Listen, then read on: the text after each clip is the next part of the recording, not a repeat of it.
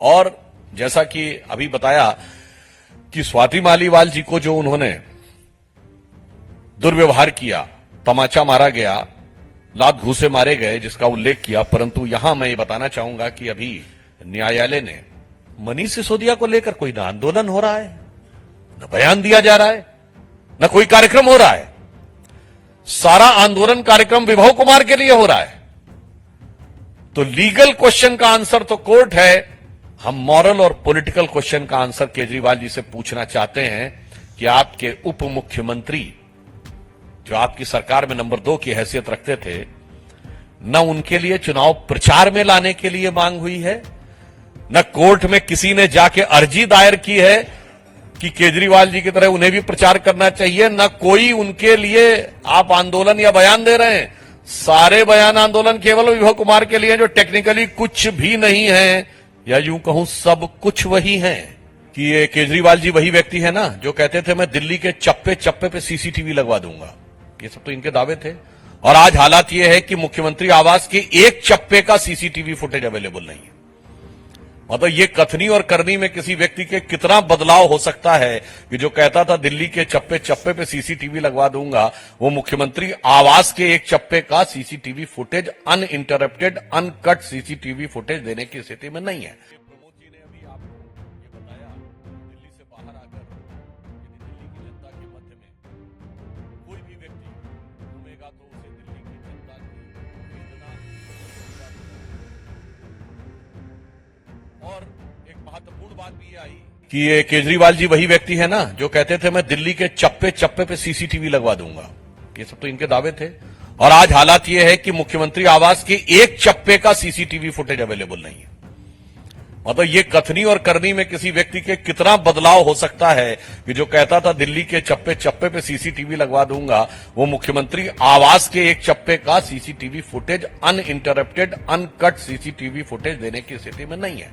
और जैसा कि अभी बताया कि स्वाति मालीवाल जी को जो उन्होंने दुर्व्यवहार किया, तमाचा मारा गया, लात घूसे मारे गए, जिसका उल्लेख किया, परंतु यहां मैं ये बताना चाहूंगा कि अभी न्यायालय ने, उच्च न्यायालय ने जो अपना ऑब्जर्वेशन दिया है मनीष सिसोदिया जी की बेल के संदर्भ में, वो केजरीवाल जी जो बाहर आकर, मैं कहूंगा न्यायालय के आदेश की खुलेआम अवमानना कर रहे थे, क्योंकि उनकी शर्तों में था कि वो अपने केस के बारे में कोई टिप्पणी नहीं करेंगे। उन्होंने बाहर आके कहा था कि उनके ऊपर का केस फर्जी है। मुझे लगता है दिल्ली उच्च न्यायालय ने जो कुछ कहा है मनीष सिसोदिया के केस में, वो केजरीवाल जी के इस दावे पर तमाचे से कम नहीं है। मैं बहुत स्पष्ट कहना चाहता हूं कि दिल्ली हाई कोर्ट ने मनीष सिसोदिया के बेल के संदर्भ में जो कहा है उसको मैं सिर्फ कोट कर रहा हूं, जो पब्लिक डोमेन में मीडिया में अवेलेबल है ऑब्जर्वेशन। उन्होंने कहा this is a grave misuse of power and breach of trust. ये सत्ता के गंभीर दुरुपयोग और विश्वास को क्षरण करने के समकक्ष है। आगे उन्होंने कहा है दूसरे ऑब्जर्वेशन में, the policy formulation and deviated from the expert committee report constituted by him, यानी नीति का निर्धारण उनके स्वयं के द्वारा गठित विशेषज्ञ समिति से को दरकिनार करके किया गया। अब केजरीवाल जी बताइए, ये तो प्रोसीजर्स के बारे में कोर्ट की टिप्पणी हो रही है, और कि कंप्रोमाइज तो किया गया। फिर उसमें लिखा था court said that the integrity of the decision making process was compromised, यानी निर्णय लेने की प्रक्रिया की प्रामाणिकता पूरी तरीके से संदिग्ध हो गई। तो केजरीवाल महोदय, आप स्वयं निर्णय लेने की प्रक्रिया के हिस्से थे। दिल्ली को दारू के दरिया में डुबोने के लिए आपने जो प्रक्रिया एडॉप्ट की थी वो कंप्रोमाइज हुई, वो साफ कहा।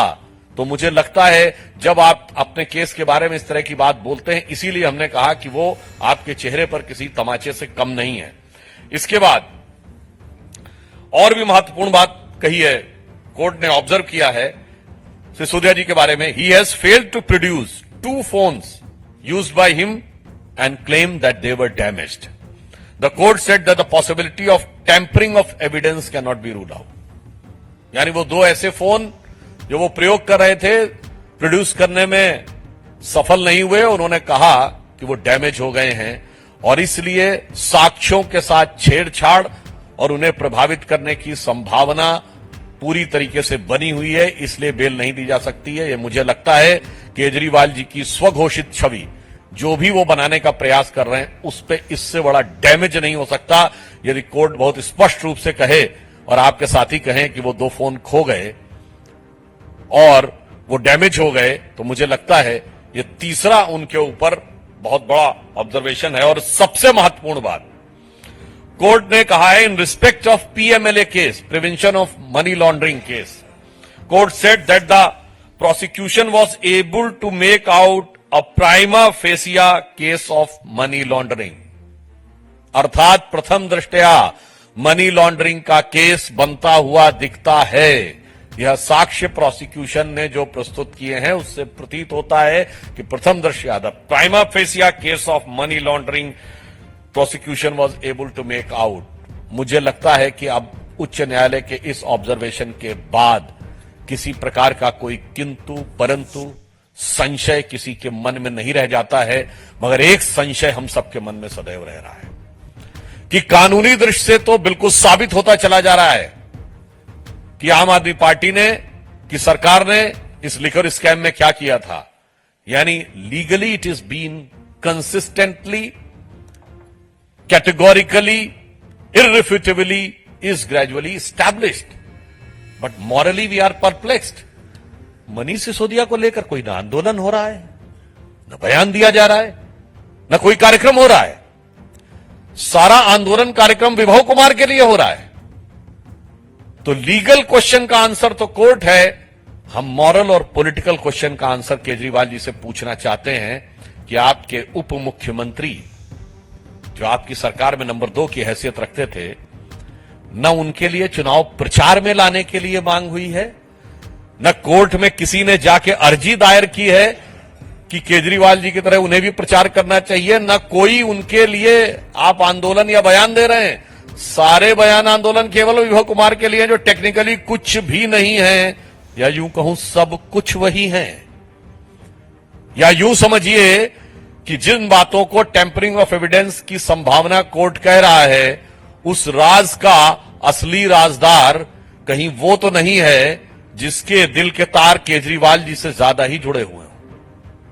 इसलिए महिला सम्मान को ध्वस्त करने से लेकर सरकार की प्रशासनिक प्रक्रिया को ध्वस्त करने तक जो कार्य आम आदमी पार्टी की सरकार ने किया है, वह दिल्ली की जनता के सामने अब शीशे की तरह स्पष्ट है। और इसे मैं कह सकता हूं, यह ज्यादा दुखद और कष्टकारक इसलिए है कि यह उस पार्टी के द्वारा किया गया है जिसने कितनी नाटक नौटंकी की थी। हम तो पारदर्शी रखेंगे, हम तो एक एक डोनेशन को रियल टाइम में शो करेंगे, बस वो शो करनी बंद कर दी। उसने कहा था दारू का ठेका तब खुलेगा जब उस जगह की 80% महिलाएं हां कर देंगी, कहीं पे कुछ दिया ही नहीं। वो कहते थे right to reject, right to recall देंगे, वो तो किया ही नहीं। जो कहते थे अपना लोकपाल रखेंगे, वो टोपी ओपी तो फेंक दी और अपनी पार्टी में जो लोकपाल बनाया था उसको भी फेंक दिया। इसलिए इस दिल्ली की जनता के साथ जो छल हुआ है और देश की जनता के साथ जो भ्रम करने का प्रयास किया गया है, मुझे लगता है देश की जनता इसका समुचित और प्रभावी प्रत्युत्तर देगी।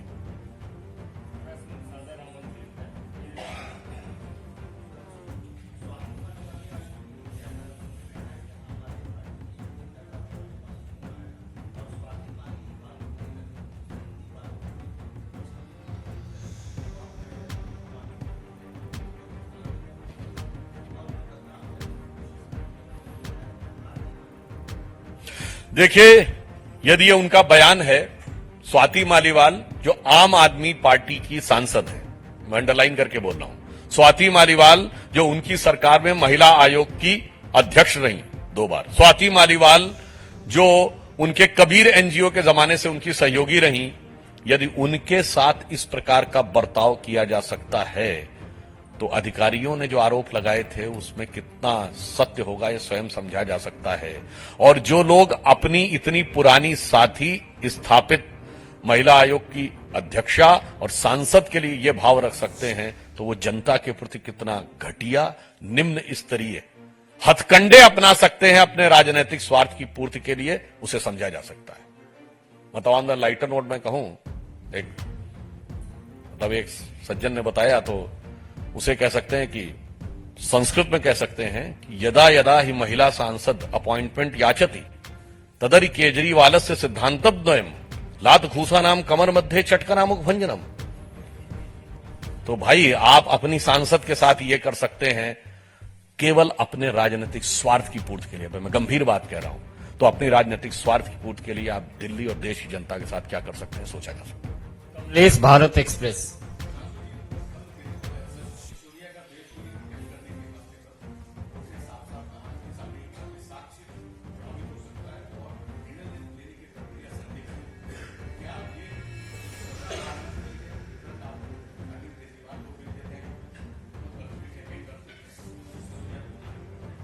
देखिए, जो हाई कोर्ट ने कहा है उससे केजरीवाल जो अपने स्वघोषित दोहरे मानदंड बनाने का प्रयास कर रहे हैं, वो दंड पूरी तरीके से ध्वस्त हो गया उनका मानदंड। वो कहते थे कि केस फर्जी है और हाई कोर्ट के ऑब्जर्वेशन में बाकायदा बिंदुवार लिखा हुआ है। अब उनसे बता दीजिए कि अगर वो केस फर्जी है तो इतने सारे लैपटॉप और मोबाइल ये क्यों नष्ट करने पड़े। और देखिए, आपको एक मजेदार बात बताऊं, इनका चरित्र कितना फर्जी है। याद करिए, इन्होंने कहा था कि पंजाब के मुख्यमंत्री से बात हो रही थी, अचानक कॉल ड्रॉप हो गई, ठीक, और फिर मिलाया तो उन्होंने कहा उसके तो फोन में बैलेंस खत्म हो गया था। यही बोला था ना। ये बताइए, माननीय मुख्यमंत्री एक प्रांत के हमारे साथ बैठे हैं, मुख्यमंत्री का फोन प्रीपेड वाला होता है जिसका बैलेंस खत्म हो जाए। सोचिए कितना फर्जीफिकेशन ये लोग फैलाते हैं। अच्छा सुनिए और मजेदार बात, इस शराब घोटाले में जो फोन नष्ट किए गए वो आईफोन है, जो सबसे कॉस्टली फोन होते हैं। 60,000 70,000 से कम का कोई फोन नहीं आता है।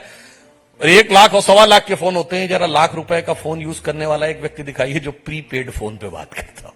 मतलब नष्ट तो हुए आईफोन और बात कर रहे थे प्रीपेड फोन से। तो साफ समझा जा सकता है कि ये अंदर से कुछ और बाहर से कुछ और नजर आते हैं। बाखुदा आगे की चीज आप अपने आप समझ पाते हैं। मोहित भट्ट, टाइम्स नाउ।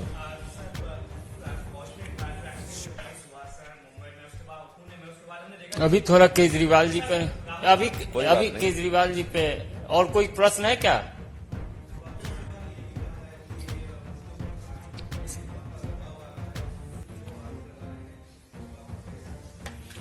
देखिए, जिस प्रकार का दुर्व्यवहार स्वाति मालीवाल जी के बारे में चर्चा में आ रहा है, ये आम आदमी पार्टी की टिपिकल कैरेक्टरिस्टिक सहज प्रवृत्ति का प्रतीक है। आप याद करिए, ऐसा ही आरोप प्रशांत भूषण और योगेंद्र यादव ने भी लगाया था। ऐसा ही किरण बेदी के साथ हुआ था। कुमार विश्वास बहुत सारी बातों में अंदरूनी बातें बोल चुके हैं कि क्या क्या चीजें किस किस प्रकार से उस जमाने में हुई थी। और फिर जितने भी लोग हैं हमारी पार्टी में आए हुए, शाजिया इल्मी, अश्विनी उपाध्याय, अन्य अन्य लोगों जिनके साथ हुआ था, तो मुझे लगता है ये यही एडमिरल रामदास के साथ हुआ था। तो मैं पुनः ये कह रहा हूं, ये आम आदमी पार्टी के अंदर की ओछी और क्षुद्र मानसिकता का एक स्पष्ट प्रकटीकरण जनता के सामने हो रहा है। मोहित भट्ट, टाइम्स नाउ।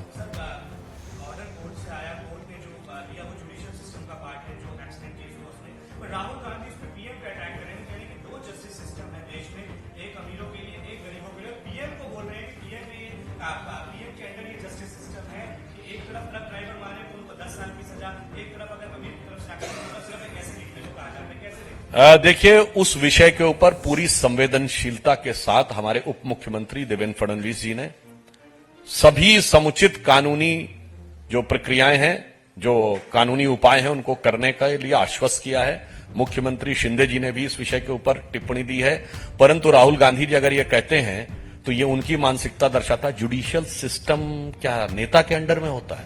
हां राहुल गांधी जी, आपकी सरकार के समय में होता होगा।